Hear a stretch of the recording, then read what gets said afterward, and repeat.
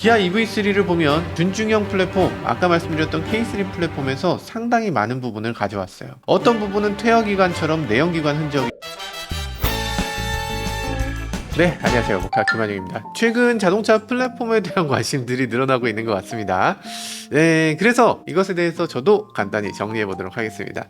요즘은 희한하게 맞는 거 아니면 무조건 틀린 거, 이런 식의 얘기들이 너무나 많아지고 있는 것 같습니다. 그런데 그렇지 않아요. 답은 하나가 아니고, 사실 우리가 알아야 되는 것들은 수많은 사실들의 합이죠. 이 중에 요거 하나만이 답이 아닙니다. 이 수많은 것들을 다 어우러져서 알아야 돼. 뭐 이런 얘기 저런 얘기 있지만 한번 물러서서 객관적으로 사실을 보는 거, 그게 무엇보다 중요하겠죠? 자, 그러면 오늘은 이 플랫폼에 대해서 간단히 살펴보도록 하겠습니다.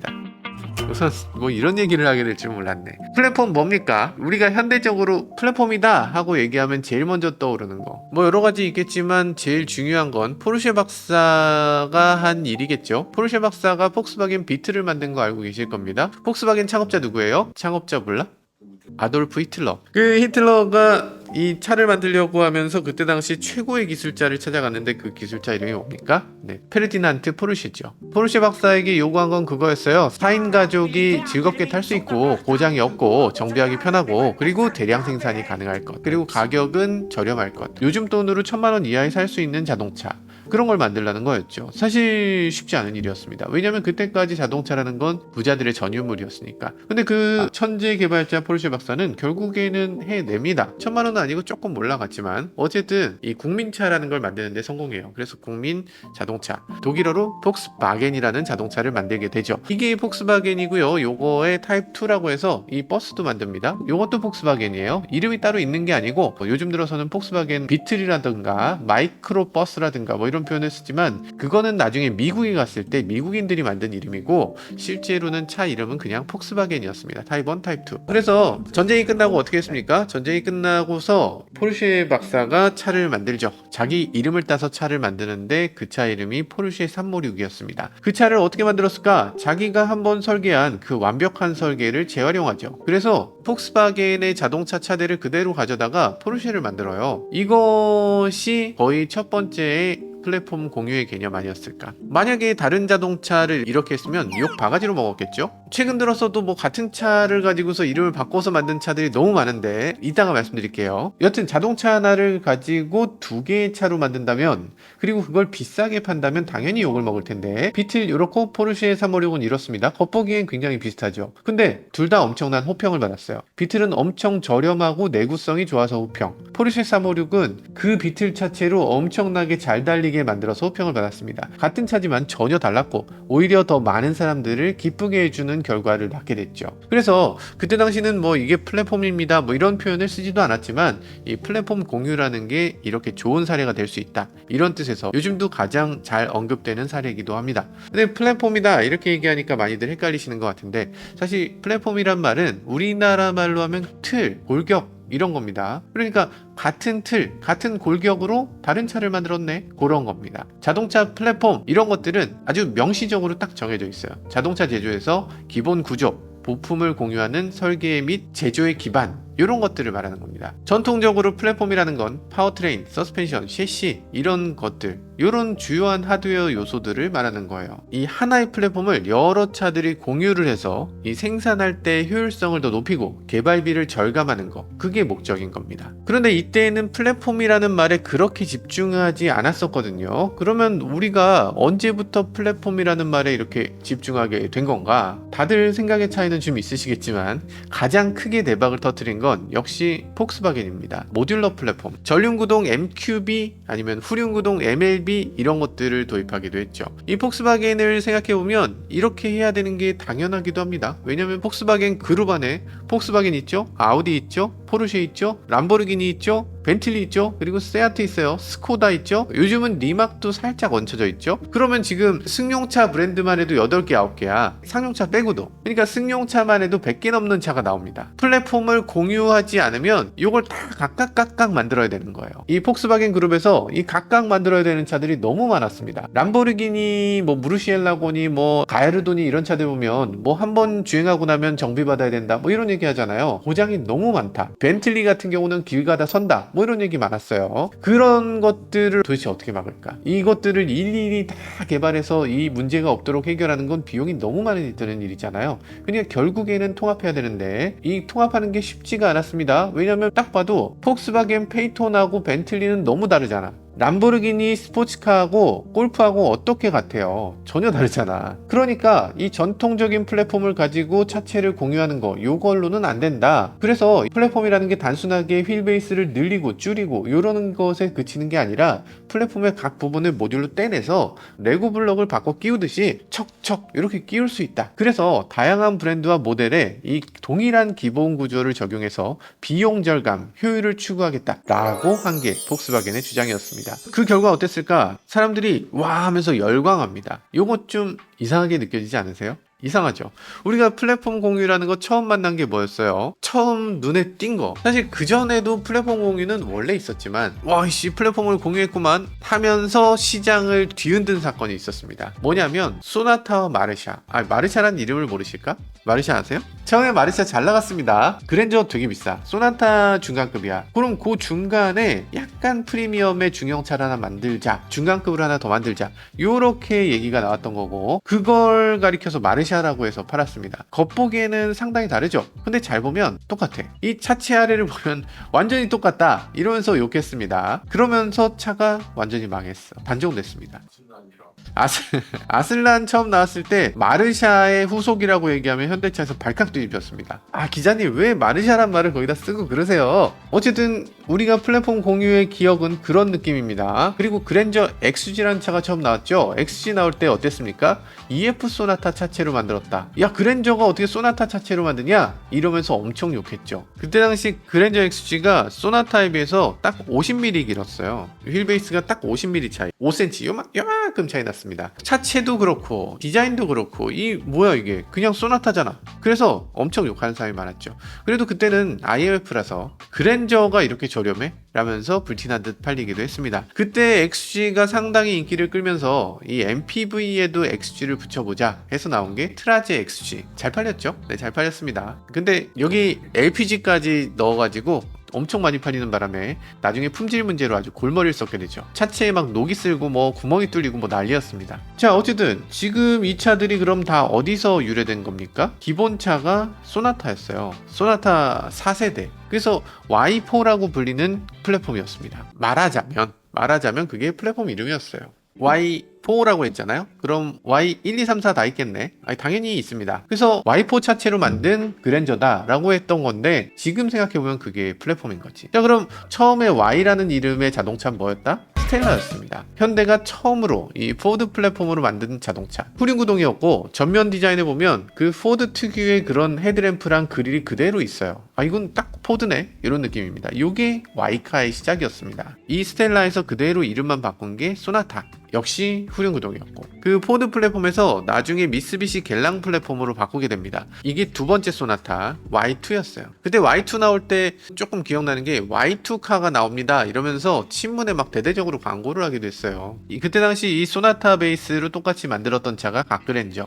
이 똑같은 차체를 유선형으로 만든 게 소나타였습니다. Y3는 어땠어요? Y3는 와 이건 진짜 멋졌지. 소나타2라는 이름으로 나왔는데 이때 헤드램프 쫙 찢어갖고 앞에 날렵했던 거 요거는 얼마나 멋졌는지 정말 말도 못합니다. 정말 갖고 싶은 차였죠. 그때 당시 Y3 그랜저는 이렇게 나왔어요. 우리가 뉴 그랜저라고 말했던 거. 요 그랜저는 너무 좋아했기 때문에 제가 한 10년쯤 지나서 썩음썩음한 중고차를 사기도 했죠. 어쨌든 이 소나타를 기반으로 하는 중형차급 Y1, 2, 3, 4, 5 요거 다 끝났죠. 그리고 이 중형차급 이름이 N123 이렇게 나오게 된 겁니다. 이 N123 요게 바로 1세대, 2세대, 3세대 플랫폼. 이 현대의 N123 요 차체예요. 요 차체는 그러면 어떤 차를 만드나? 소나타, 그랜저, 스타리아까지 만듭니다. 당연히 카니발도 만들고 이 모든 차들이 다 같은 플랫폼인 거예요. 아반떼, K3 이런 차들은 뭡니까? K3 플랫폼. 차 이름 K3가 아니고 소형차의 K에 이 3세대라고 해서 K3야. 제네시스에 들어가는 거 G80이니 G70이니 뭐 GV70, GV80 뭐 할 거 없이 다 들어가는 거 M3 플랫폼. 그러니까 우리가 3세대 플랫폼이라고 얘기하는 건 N3 플랫폼, K3 플랫폼, M3 플랫폼 요 세 개의 3세대 플랫폼을 가리켜서 요걸 3세대라고 합니다. 지금 현대에서 나오고 있는 건 팰리세이드하고 베뉴 이렇게 두 가지만 빼고는 다 3세대입니다. 이게 무슨 얘기예요? 사실상 현대에서 나오는 차, 기아에서 나오는 차, 제네시스에서 나오는 모든 차를 다 합쳐서 K, M, N 단 3개의 플랫폼만 있다는 겁니다. 차들이 생긴 건 다 달라도 사실 내용은 다 똑같다 요 얘기죠. 요게 좋다는 겁니다. 지금 아니 이게 뭐가 좋아. 예전에는 차들이 제각각인 경우가 정말 많았습니다. 예를 들어서 스타렉스 후륜구동이었잖아. 근데 지금 3세대가 3개 플랫폼으로 통합됐자고 했잖아요. 그러니까 저렴한 후륜구동 플랫폼이 없는 거죠. 스타리아가 되면서는 이 후륜구동 차를 유지할 수가 없고 전륜구동이 될 수밖에 없었다 이런 얘기죠. 섭섭합니다. 그뿐이 아니죠. 가만 보면 이 차들이 다 똑같아요. 저는 자동차들을 보면 좀 자괴감이 드는 게 시승해보면 차가 똑같아. 할 말이 없어. 아니 옛날에는 차 몰면서 이건 핸들링 맛이 재밌네 뭐 이런 거 하고 뭐가 이건 특이해요 그랬었는데 이제는 뭐 그냥 뭐 디자인하고 세팅이 조금 다르고 뭐 다 거기서 거깁니다.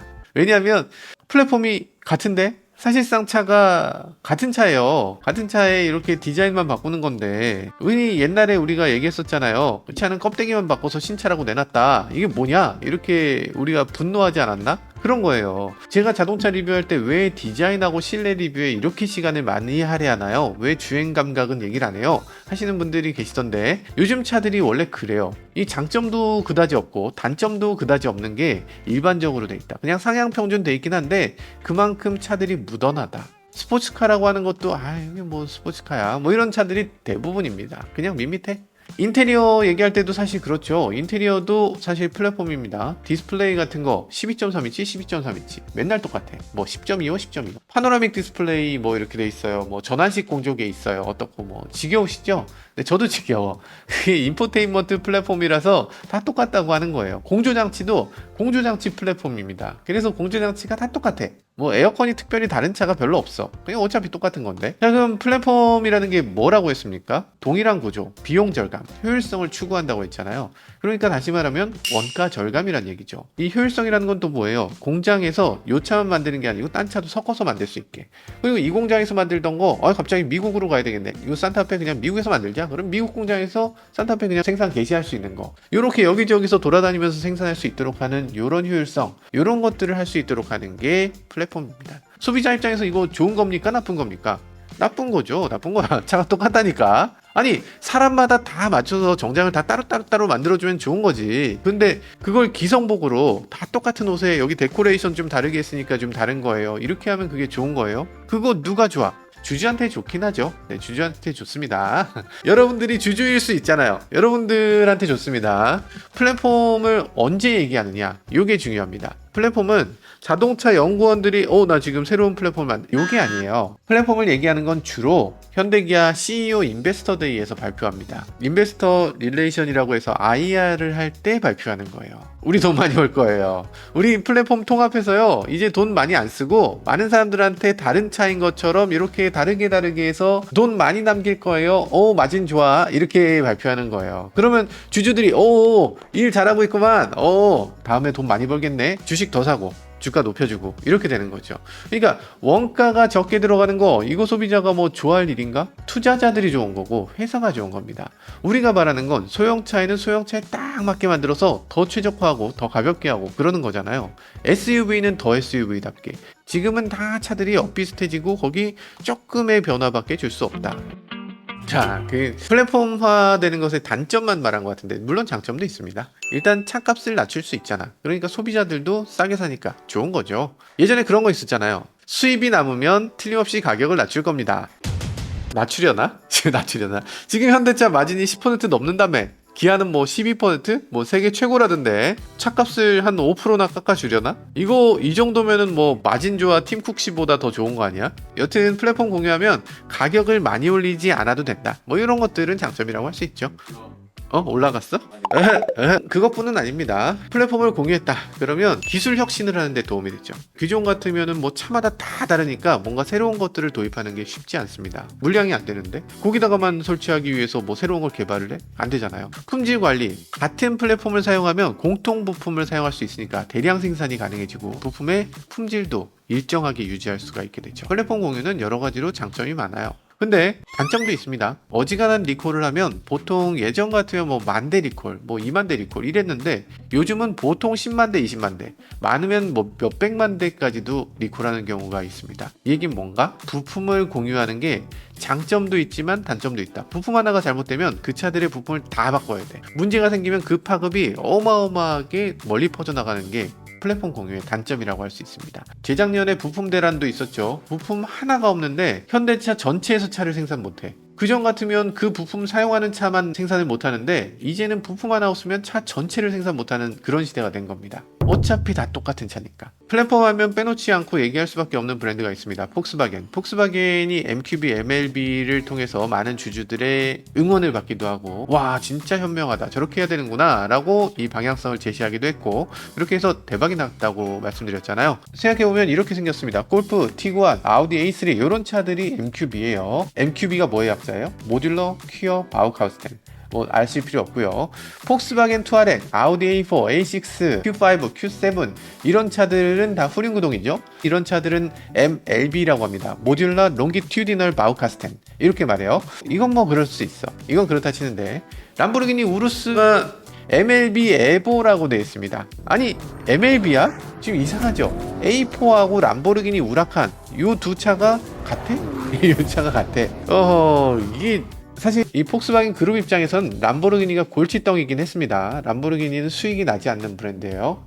차가 뭐 3억 4억 하는데 어떻게 수익이 안 나요? 라고 하시겠지만 이 브랜드만을 위해서 차를 만들면 무조건 손해입니다. 대량 생산이 되지 않기 때문에. 그렇기 때문에 이 차체를 뭔가하고 똑같이 만들 수밖에 없어요. 람보르기니 안에 들어가 보면 이 버튼들이 타이어 이거 어디서 많이 본 것 같은데 아우디입니다. 서스펜션 여기 뭐 써있네? 아우디 이렇게 써있어요. 그래서 여기저기의 기능들을 보면 서로들 공유를 할 수밖에 없고 공유를 했기 때문에 람보르기니도 계속 살아남을 수 있는 거죠. 어쨌든 MLB 에보라고 하는 이런 플랫폼을 갖고 있는데 그러다 보니까 폭스바겐 주주들은 이제 잘하고 있구만. 람보르기니 브랜드 폐쇄 안 하고 계속 운영해도 되겠어 라고 생각하지만 내가 지금 람보르기니를 샀는데 왜 폭스바겐하고 같은 플랫폼이야? 이런 얘기를 합니다. 근데 벤틀리 샀는데 왜 폭스바겐이야? 이렇게 생각하는 거죠. 그러니까 자동차를 세일즈하는 쪽에서는 플랫폼이 같다는 말을 정말 싫어합니다. 플랫폼이 우리는 전혀 다른 플랫폼이에요. MLB? 에이 우린 MLB 에보입니다. 뭐 같은 거 하나도 없어요. 이렇게 세일즈하고요. IR이라고 하는 이 주주 투자자 관련 쪽에서는 이 플랫폼이 같다라는 표현을 아무데나 갖다 붙입니다. 요거 비슷해? 사실상 같은 플랫폼이네? 이런 식으로 해요. 그러니까 한 회사에 이 플랫폼이 같다라고 얘기하고 싶은 쪽과 다르다고 얘기하고 싶은 쪽이 같이 있어. 서로 약간씩의 의견 차이가 있습니다. 그런데 폭스바겐 그룹에서는 이 럭셔리 차주들이 이제 점점 싫어하겠죠. 야씨 이게 뭐야, 내 차가 왜 골프고 내 차가 왜 A4냐 이렇게 얘기를 할 거 아니에요. 그래서 지금 어떻게 합니까? 고급차 전용으로 만드는 플랫폼이 있죠. 모듈러 스탠다드 바우카스텐이라고 할 수 있는 MSB라고 하는 걸 포르쉐 파나메라, 벤틀리 컨티넨탈 GT에 집어넣습니다. 이런 데에는 MLB가 아니라 MSB가 들어갑니다 라고 얘기를 해요. 사실 MSB는 많이 다를까? 많이 안 달라. 전기차 쪽은 어떻게 합니까? 프리미엄 플랫폼 일렉트릭이라고 해서 이름 자체가 고급차 전용 플랫폼이야. 프리미엄이라는 걸 플랫폼 이름에다 갖다 붙였어. 이 기존에는 통합 파는 방식으로 해서 두 개만으로 차를 다 만듭니다 이렇게 얘기했는데 이제는 거의 차에도 없는 플랫폼을 우린 전기차 전용입니다, 우리는 프리미엄 전기차 전용이에요, 우리는 프리미엄 베이스의 후륜구동입니다, 이런 식으로 이걸 나눈다는 거예요. 정리해보자면 원래는 IR적인 멘트로 이 적은 플랫폼으로 많은 차를 만든다 이렇게 얘기를 했던 건데 주주들은 좋아했지만 소비자는 정말 싫어했고 특히 고급차 소비자들은 정말 싫어했기 때문에 같은 게 아니고 조금씩 달라 이러면서 우리는 고급 플랫폼이다, 우리 다른 거다 이렇게 내세우고 있어요. 실제로는 다른가? 실제로는 별로 안 달라. 결국에는 같은 부품을 공유하고 실제로는 거의 같은 베이스로 큰 차이 없이 공유하고 있는 부품이 엄청나게 많은데도 요거는 다른 플랫폼이다 이렇게 얘기하는 거죠. 같다고 하는 경우도 별로 같지 않았고 다르다고 해도 별로 다르지 않은 거예요. 그러니까 지금 요즘 말하는 플랫폼이라는 건 자동차 회사에서 내부에서 말하는 이런 커뮤니케이션 방식, 이런 코드명 이런 것이 아니고 거의 마케팅적인 용어로 변화되고 있다라는 거죠. 자, 이거 EGMP 얘기를 해야 되겠죠? 네, 이거 좀 조심스러운데 뭐 저는 좀 안타깝게 생각하는 게 현대가 처음에 EGMP라는 걸 공개할 때 너무 구체적으로 정의를 내렸어요. 전기차 전용 모듈러 플랫폼이다. 뭐 이렇게만 얘기하면 되잖아요. 모듈러라는 게 중요하고 전기차 전용이라는 게 중요하니까 그렇게만 얘기하면 되는데 그때는 조금 부담스러운 시기였습니다. 왜냐면 테슬라가 그로부터 몇 년 전에 스케이트보드 플랫폼이라는 걸 발명했어요. 이렇게 빤빤하게 만들고 그 위에 차를 얹는데 그렇게 차를 만들겠다고 하는 얘기를 듣고서 다들 뭐라고 생각했냐면 바보냐? 야, 저게 말이 되냐? 라고 했습니다. 그런데 그게 쑥쑥쑥 크는 거예요. 그게 너무 잘 됐습니다. 거의 뭐 모든 사람들이 희대의 발명이라고 얘기하고 업계 전체가 발칵 뒤집혔습니다. 그때 당시 다른 메이커들은 어떻게 했나? 다들 배터리를 트렁크에다 집어넣었어요. 아니면 뭐 엔진룸에 조금 집어넣고 트렁크에 조금 아니면 센터 터널에 집어넣고 뭐 온갖 짓을 했지만 이 바닥 전체에 까는 것에 비해서는 비교가 안 되는 정도의 효율성. 바닥 전체에 까니까 장점들이 너무 많았습니다. 크기도 너무 커지고 주행거리가 엄청나게 길어지고 그러면서 이게 답이구나라는 걸 거의 모든 메이커들이 인지하게 돼요. 그러면서 일론 머스크가 얘기합니다. 너네도 이렇게 만들어. 특허 있었는데 그 특허 다 풀었어. 특허를 그냥 없애버렸습니다. 일론 머스크가 그때 뭐라고 했냐면 우리가 모델 S를 만든 지 지금 5년이 지났는데 아무도 우리를 따라서 차를 만들지 않는다. 전기차 아무도 안 만든다. 이게 무슨 일이냐. 다들 따라서 똑같이 만들어라. 이러면서 특허를 풀었죠. 그러고 나서 전기차가 미래라는 것이 갑자기 떠오르면서 이제는 모든 사람들이 전기차에 대해서 얘기하는 시기가 오게 됩니다. 왜냐하면 전기차가 모든 면에서 더 좋았기 때문에. 그로부터 얼마 지 않아서 카누라든지 이런 회사들이 스케이트보드 플랫폼을 내놓게 됐습니다. 너도 나도 이 바닥을 평평하게 깔고 그 위에다 뭘 얹겠다. GM도 그런 식으로 바닥을 평평하게 하고 위에 뭘 깔겠다. 이런 식으로 모든 메이커들이 다 이 아이디어를 내놓게 됩니다. 그도 그럴 것이 이 플랫폼 하나를 잘 만들면 그걸로 트럭도 되고 버스도 되고 승용차도 되고 스포츠카도 된대. 아니 여기다 SUV 얹으면 SUV, 트럭 얹으면 트럭이 된대. 너무 좋은 얘기잖아요. 그 전까지는 플랫폼이 3개가 있어야 돼, 4개가 있어야 돼 이랬는데 이제 하나만 있으면 돼. 이런 상황입니다. 현대차 입장에서는 우리도 그거 된다. 요거 안 할 수가 없는 상황. 그림을 보면요. 모든 메이커들이 다 여기 있었어요. 현대차도 당연히 EGMP를 얘기하면서 요거 늘렸다 줄였다. 요거 다 된다. 요렇게 얘기를 한 거죠. 근데 문제는 EGMP가 너무 구체적이야. 너무 구체적이어서 이거 소형차에 넣기엔 좀 애매합니다. 그리고 그때 당시 안 그래도 EGMP 처음 나왔을 때 소형차 어떻게 할 겁니까? 전륜구동 어떻게 할 겁니까? 이런 질문들이 있었어요.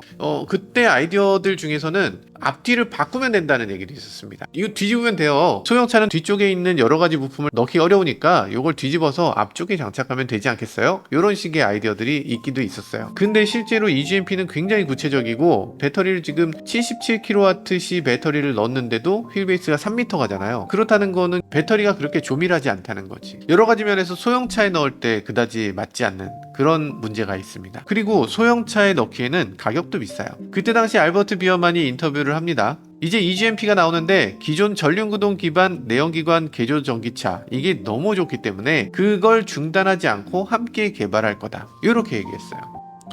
맞는 말이죠. 아까 플랫폼 얘기할 때 동일한 제품을 여러 개 만들어서 원가를 낮추는 거다. 이렇게 얘기했잖아요. 근데 현대차에서 내연기관 비율이 얼마나 되나? 95%입니다. 전기차는 5%. 전기차를 전체를 다 똑같은 플랫폼으로 만들어도 물량이 턱없이 부족하고 원가 경쟁력이 안 나오는 거죠. 반면에 내연기관 전기차는 상대적으로 유리합니다. 왜냐하면 내연기관하고 플랫폼을 공유하니까 더 싸고 더 품질 좋은 차를 만들 수 있잖아요. 전륜구동 기반의 소형 전기차가 필요한데 기존 EGMP 가지고 만들기는 어렵고 당연히 내연기관에서 뭔가 가져올 수 있으면 최대한 가져오는 게 바람직한 거죠. 기아 EV3를 보면 이건 그렇게 만들어진 차입니다. 전기차 전용 플랫폼으로 만들겠다 하고 만들긴 했는데 근데 이 플랫폼의 기반은 많은 부분이 준중형 플랫폼, 아까 말씀드렸던 K3 플랫폼에서 상당히 많은 부분을 가져왔어요. 어떤 부분은 퇴역기관처럼 내연기관 흔적이 좀 보이기도 합니다. 그렇지만 그게 나쁘다고 할 수는 없죠. 훨씬 좋아졌고 그리고 기존 K3 플랫폼하고 상당히 다른 부분도 있으니까 이게 전기차 전용 플랫폼이냐? 아마 맞을 거예요. 엔진이 들어갈 자리가 그렇게 넉넉하게 있지 않기 때문에 아마도 이건 전기차 전용 플랫폼이어야 할 겁니다. 연료통 흔적? 연료통 흔적? 연료통의 흔적이 있죠. 약간 빈 공간이 있어요. 그건 뭐 연료통 자리죠. 기존에 있었던 연료통 자리라고 봐야죠. 밑에 튀어나온 이 부분이 그냥 시트를 보강하기 위해서 아래쪽에 튀어나온 거다? 연료통의 가능성이 전혀 없다? 그렇게 말하기는 어렵습니다. 왜냐하면 예전에 기아 EV데이에서 기아 EV3를 미리 보여준 적이 있어요. 그런데 거기서 EV3 콘셉트로 뒷좌석의 방석을 위로 올리고 그 자리에 여러가지 자전거라든지 킥보드라든지 뭐 애완동물이라든지 이렇게 실을 수 있게 한다는 콘셉트를 보여줬어요. 근데 이 콘셉트를 구현하려면 아래쪽이 비어 있어야 됩니다. 그런데 지금 이렇게 튀어나와 있으면 이런 콘셉트를 구현할 수가 없게 되는 거죠. 전기차 전용 플랫폼이라면 이런 부분을 비워놓는 게 훨씬 유리하다는 뜻입니다. 근데 연료통 자리가 남아있으니까 이건 기존 플랫폼이다 라고만 얘기할 수는 없는 게 전기차 전용 플랫폼이지만 연료통과 작은 엔진을 넣을 가능성, 앞으로 뭐 EREV도 나올 수 있고 뭐 그런 것들이 고려될 수 있기 때문에 어쨌든 이 부분은 퇴화기관 같은 지금은 역할이 없는 기존 내연기관의 흔적이라고 보는 게 당연하죠. 어쨌든 기존에 있던 K3 플랫폼을 조금 개조해서 전기차 전용 플랫폼으로 만들었는데 그리고서 이걸 EGMP라고 이름 붙였는데 여기서 조금 아쉬운 점이 있죠. 애초에 EGMP라는 걸 그냥 좀 광범위한 표현이다 이렇게 얘기해주면 좋았을 텐데 뭐가 그렇게 급했는지 그때 당시 아이오닉5의 플랫폼에 대해서 그냥 얘기해버린 거죠. 뭐 배터리에 관통 나사가 8개 있어요 뭐 이렇게 얘기하던데 아쉬운 얘기죠. 왜냐면 플랫폼 지금 줄이고 늘리고 할 수 있다잖아. 이거 줄였는데 관통 나사 8개 다 들어갈까? 극단적으로 줄이면 그러면 그 중에 4개밖에 안 들어갈 수도 있잖아. 그리고 안에 배터리 셀을 바꿀 수도 있잖아. 배터리 셀을 바꾸면 관통 나사 어떻게 해? 이런 상황이 생기면 그거를 굳이 이렇게 제약적으로 EGMP의 요소다 하고 하나하나를 얘기할 필요가 있었을까? 그때 그렇게 디테일하게 얘기하고 나니까 지금 와서 전혀 다른 형태의 차를 EGMP다 이렇게 얘기하면 야 뭐야 그때 얘기했던 그 정의는 어디 가고 갑자기 누가 봐도 K3 플랫폼에서 개조된 차를 이거를 왜 EGMP라고 표현해? 이렇게 주장하는 게 너무 당연하죠. 물론 이걸 가리켜서 이제부터 이게 EGMP입니다 이렇게 했을 때 그거 제조사 마음이니까 그게 뭐 안 되는 건 당연히 아니죠. 근데 애초에 EGMP를 너무 구체적으로 표현했잖아.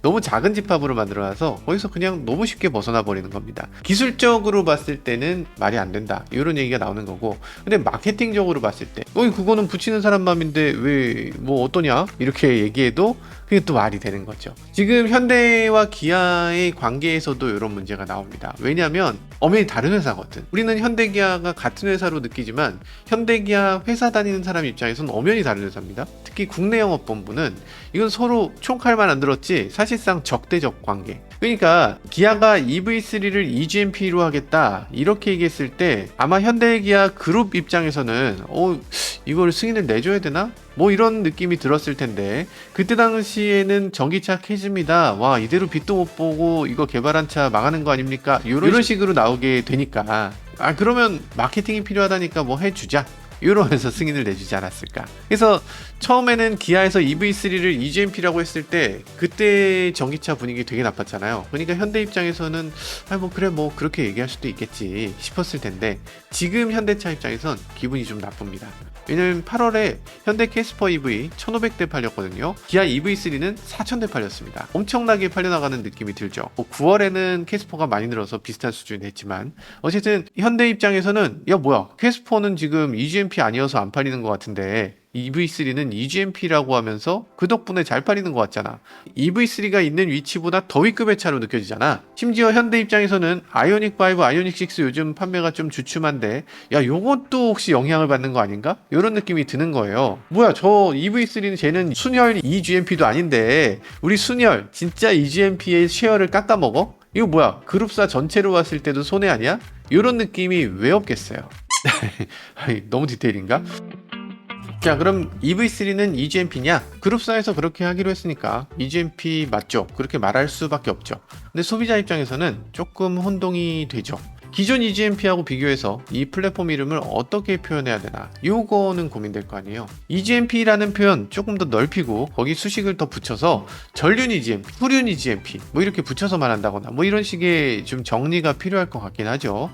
근데 좀 애초에 이게 좀 웃기긴 합니다. 아니 EGMP가 뭐라고. EGMP 처음 나왔을 때 뭐 와 대단한 EGMP 내놨습니다 뭐 그렇게까지 엄청난 거라고 홍보하고 정말 사람들이 다 와 그게 그렇게 엄청난 건가 보다 이렇게 하다 보니까 그러니까 지금 와서 EGMP 아닌 차를 내놓을 때 이 스텝이 꼬일 수밖에 없습니다. 아니 그게 그렇게 좋은 거라고 했는데 이건 그게 아닙니다. 이건 좀 싸구려예요? 이렇게 파는 거야?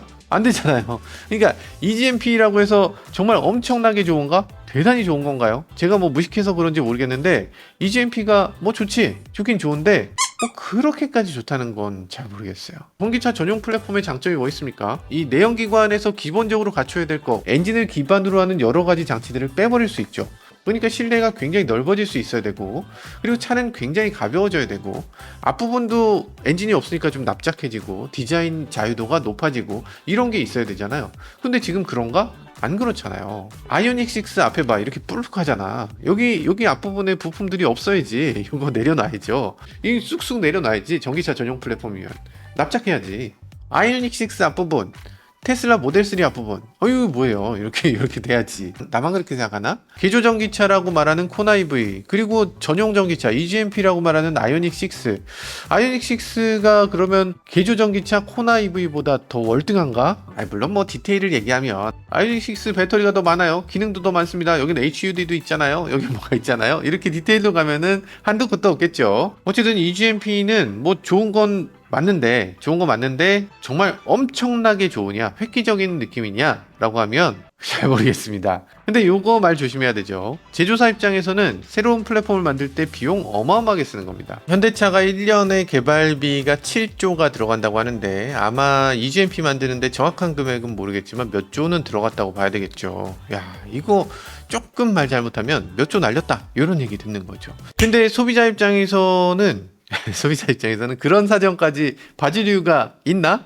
아니, 전기차 전용 모델이든 아니든 뭐 EGMP든 아니든 뭐 소비자 봤을 때 더 좋으면 그거 사는 거고, 더 나쁘면 안 사는 거죠. 소비자가 뭐 자동차 회사의 팬이 될 수도 있습니다. 근데 지나치게 하나에 빠져들거나 이것만 좋다라고 칭송할 필요는 없는 것 같아요.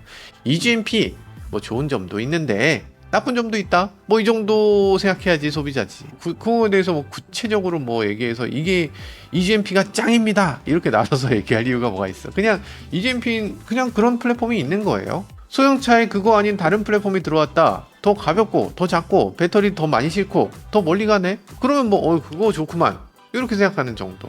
그 정도 하면 되는 거지. 뭐 우리가 물화일체에서 뭐 다툴 이유가 있나요? 끝을 못 내겠네. 끝을 내야 되는데. 아키텍처 뭐냐? 이거는 사실 얘기하기가 좀 곤란한 개념이긴 합니다. 왜 곤란하냐면, 제가 예전에 2015년에 이 일본 아이치현에 있는 도요타시에 간 적이 있습니다. 도요타 공장이 있죠. 여기 제가 갔을 때 마침 엄청난 일이 벌어졌는데, 그때 당시 뭐가 있었다? TNGA를 처음으로 도입했습니다. 근데 TNGA를 처음으로 도입했다는 프리우스 4세대였던가요? 4세대에 처음으로 도입했는데, 제가 공장에 가서 TNGA가 도대체 뭡니까? 얘기했을 때 뭐라고 했을 것 같아요? 플랫폼? 아닙니다. 이 공장이 TNGA라고 했어요. 공장에 있는 저 직원이 TNGA라고 했습니다. 그분이 일하는 게 TNGA이고, 이 설계했을 때부터 생산하는 요 생산 라인이 TNGA이다. 이 모든 게 TNGA입니다 라고 얘기했어요. 저는 속으로 놀고 있네 라고 생각했습니다. 왜냐면 독일 회사들이 그때 당시 플랫폼을 공유한다, 플랫폼을 통합한다, 이렇게 나왔었거든. 근데 도요타 그런 거 준비가 전혀 안 돼 있었습니다. 아니, 폭스바겐은 플랫폼을 2개로 한다는데 여기는 플랫폼이 20개가 넘었어. 엄청나게 많았습니다. 그러고서 그걸 플랫폼 공유화를 제대로 못했지. 그러다 보니까 도요타는 이 TNGA라는 걸 갑자기 내세우면서 애매하게 아키텍처라고 내세웠어요. 플랫폼은 비록 다 달라, 차마다 플랫폼은 다 다른데 우리 철학이 중요한 거문이다 이러면서 진짜로 그러셨어요. 철학이다. 그래서 저는 물어봤죠. 구체적으로 좀 얘기를 해주세요. 아니, 그러니까 TNGA끼리 차대가 호환이 된다는 겁니까? 라고 얘기하니까 철학이 같은 거지 차대가 같은 게 아닙니다, 이런 식으로 얘기했어요. 진짜 애매하게. 지금은 어떻습니까? 지금은 TNGA 컴팩트, TNGA C, TNGA K, TNGA L, N, 뭐 F 뭐 이렇게 있습니다. 보통은 6가지 정도로 얘기합니다. 여튼 도요타의 플랫폼은 아직도 깔끔하게 정리되지 못했고, 그때 당시는 더더욱이 도요타 플랫폼은 정리가 안 됐어. 아키텍처란 말은 적어도 그때는 그 복잡한 상황을 하나로 퉁치기 위해서, 이 도요타도 뭔가 한다는 걸 보여주기 위해서 만든 마케팅 용어로 느껴졌습니다. 자동차 업체가 원래 좀 대충대충, 약간 설렁설렁, 약간 좀 뻥이 막 난무하는 그런 업계예요. 죄송하지만 뭐 다 그렇잖아. 다 그렇잖아요. 뭐 IT 업계도 비슷하더만. 뭐 퀀텀 닷 LED입니다 그러는데 퀀텀 닷이야 그게? 콘터는 다 필름 붙인 거잖아. LCD 디스플레이인데 뒤에 백 패널만 LED라고 해서 LED 디스플레이라고 하잖아. 사실 아니잖아요, 그거. 원래 우리는 그 밑면에 있는 그 엔지니어들의 그 대화를 보는 게 아니고 그 위에 필터링이 돼서 마케팅의 뷰로 보는 거예요. 그래서 이 자동차 업계는 이렇게 마케팅의 뷰로 보면 이렇게 엉망진창 대충대충 이렇게 돼 있습니다. 그래서 그 아키텍처란 말은 그럼 무의미한 거냐? 그렇지 않습니다. 요즘은 아키텍처란 표현이 그때보다 훨씬 더 활용도가 높아졌어요. 왜냐면 그때 도요타는 아키텍처를 아무 생각 없이 썼겠지만 요즘의 아키텍처는 그런 개념이 딱 맞네? 라면서 가져다 쓰고 있어요. 왜냐면 이 플랫폼이라고 말하는 건 하드웨어입니다. 자동차의 하드웨어적인 기본 구조예요. 그러니까 이 셰시, 프레임 뭐 이런 것들이에요. 주로 자동차의 언더바디 아래쪽에 해당되는 거. 거기에 부품이라든지 설계라든지 이런 것들을 플랫폼이라고 하죠. 근데 이제 아키텍처라고 말하는 건 자동차의 전체적인 설계 철학, 구성 요소 이런 것들을 포괄적으로 보는 겁니다. 왜냐하면 예전에는 하드웨어가 같으면 차 두 개는 같은 거였어. 이제는 하드웨어가 같아도 그걸 다루는 방식이 다를 수 있고 하드웨어가 달라도 같은 방식으로 통합할 수 있으니까 전기 시스템, 전자장치, 소프트웨어 이런 것들을 통합하는 그런 뭐 다양한 상호작용을 위한 그런 정의 그런 것들이 필요한데 거기에 뭐 조널 시스템을 이용해서 어떤 식으로 조합한다 뭐 이런 것들이 요즘 핫하잖아요. 요건 다음에 다시 찍어볼게요. 여튼 지금 플랫폼이라는 것은 물리적인 기반입니다. 아키텍처는 그 기반 위에 기술적인 설계 아니면 뭐 더 완성된 차량을 위한 소프트웨어 이런 것들을 만들어내는 방식이다. 이렇게 보시면 됩니다. 요즘은 그렇다. 최초의 도요타가 TNGA를 만들 때는 그런 거 아니었지. 별로 의미 없는 얘기만 한 것 같네. 사실 플랫폼이다 라는 말이 최근 들어서 갑자기 유행하는 것 같습니다. 근데 사실 이 자동차를 공유한다는 이 개념은 최근에 만들어진 개념은 아닌 것 같습니다. 예전에 만들어진 자동차, 최초의 벤츠 자동차는 이렇게 생겼잖아요. 페이턴트 모터바겐 이렇게 생겼습니다. 처음에는 다 이런 식이었지. 그러니까 그냥 최초의 자동차를 만들 땐 하나하나를 수작업으로 만들 수밖에 없었던 거 당연했죠. 근데 그 이후에 어땠습니까? 아래쪽에 셰시를 만들어 위쪽은 누가 만들어요? 마차를 만들던 사람들이 만드는 겁니다. 바디빌더라고 하는 영국엔 바디빌더, 이태리엔 까루체리아 이런 사람들이 만드는 위쪽에 있는 승객석을 따로 만드는 사람들이 있었어요. 왜냐하면 인테리어는 가죽으로 멋들어지게 해야 되고 그 인테리어 멋지게 만드는 건 마차 시대부터 이어오던 전통이니까 그런 것들을 잘하던 사람들이 잘하는 거지. 이 자동차가 굴러가게 하는 이런 엔지니어링을 잘하는 사람은 이 바디워크를 제대로 못했던 거지. 그래서 윗부분을 만드는 업체와 아랫부분을 만드는 업체가 따로 있고 그 둘을 결합해서 자동차를 만들었습니다.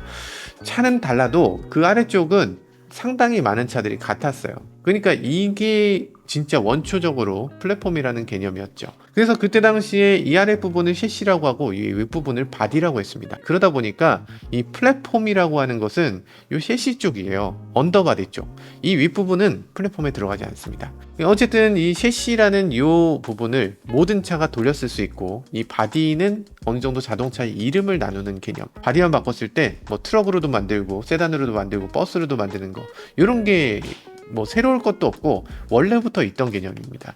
그리고 이 플랫폼의 개념은 우리가 정말 싫어하던 개념이에요. 아니 차 껍데기만 바꾸고 새 차라고 해서 가격을 더 받아? 얼마나 기분이 나빠. 그러니까 마케팅적인 개념에서 쓰이는 단어는 마케팅적으로 받아들이면 좋을 것 같고요. 소비자 입장에서 이 불편한 마음이 드는 거 이런 것들은 좀 더 명확한 느낌이 들도록 좀 정리를 해주면 좋겠다는 생각이 듭니다. 그리고 전기차 전용 플랫폼에 대해서 너무 장밋빛 환상을 가지진 않았으면 좋겠어요. 전기차 시대에 전기차 전용 플랫폼이 필요합니까? 뭐 그럴 수 있죠. 예를 들면 벤츠 EQA 이런 거 타보면 뒷좌석 다리 공간 요거 거의 없어서 책상 다리하고 앉아야 돼요. 이런 거 보면은 야 전기차 전용 플랫폼 필요하네. 아니 전기차 전용 플랫폼은 아니더라도 전기차를 고려한 플랫폼 이런 것들은 분명히 필요하다라고 생각이 되죠.